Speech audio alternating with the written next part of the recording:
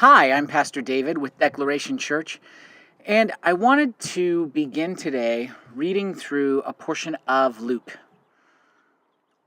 In our lives, we often neglect to consider the consequences of our actions and of the things that we notice and don't notice.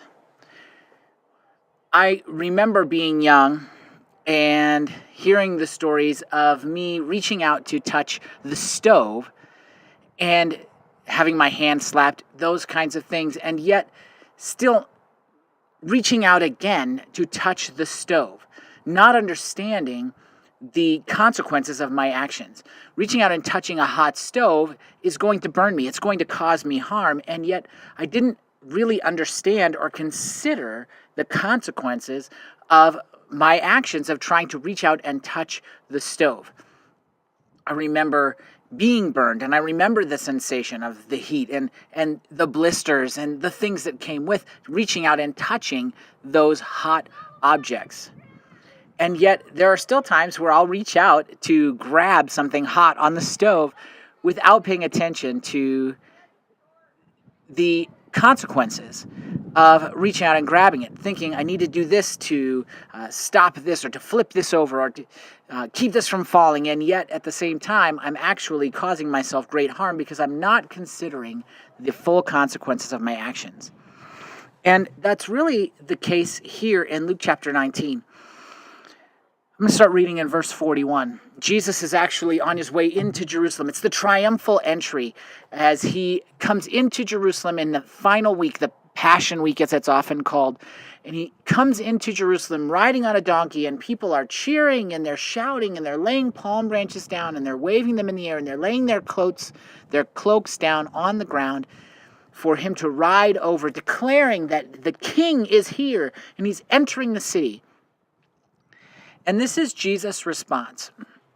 Verse 41 of Luke 19 says, "And when he drew near and saw the city, he wept over it, saying, 'Would that you, even you, had known on this day the things that make for peace. But now they are hidden from your eyes. For the days will come upon you when your enemies will set up a barricade around you and surround you and hem you in on every side, and tear you down to the ground, you and your children within you. And they will not leave one stone upon another in you, because you did not know the time of your visitation.'" People at that time had an understanding of who Jesus was and why he was there, and they had an expectation. And their expectation was that he would be establishing an earthly kingdom at that point, overthrowing the Romans and reestablishing the kingdom of David. And that wasn't his purpose in coming that point. His purpose in coming at that time was to redeem all of creation by his sacrificial death on the cross and his resurrection 3 days later.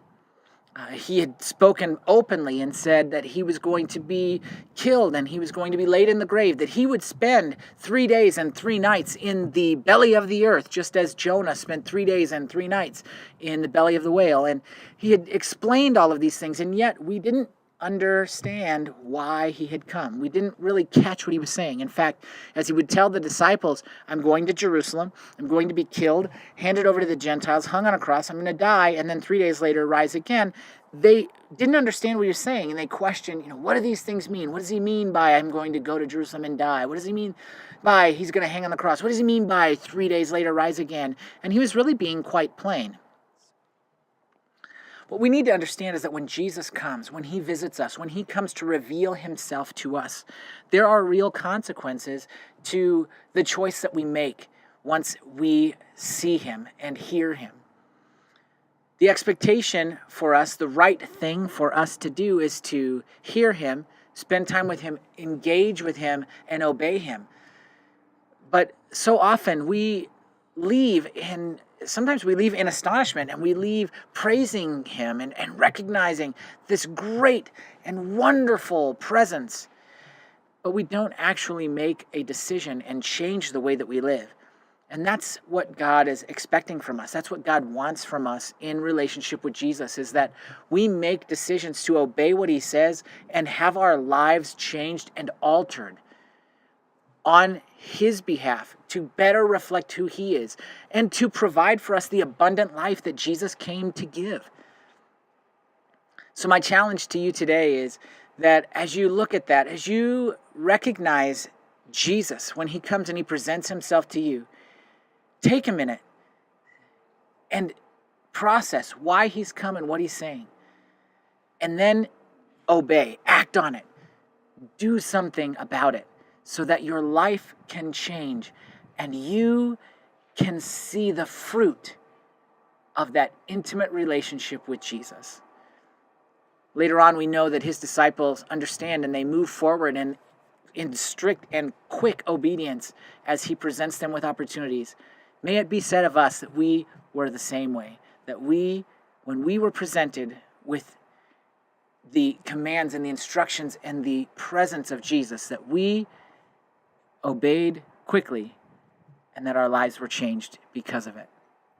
As always, I'm Pastor David with Declaration Church, and I'm out.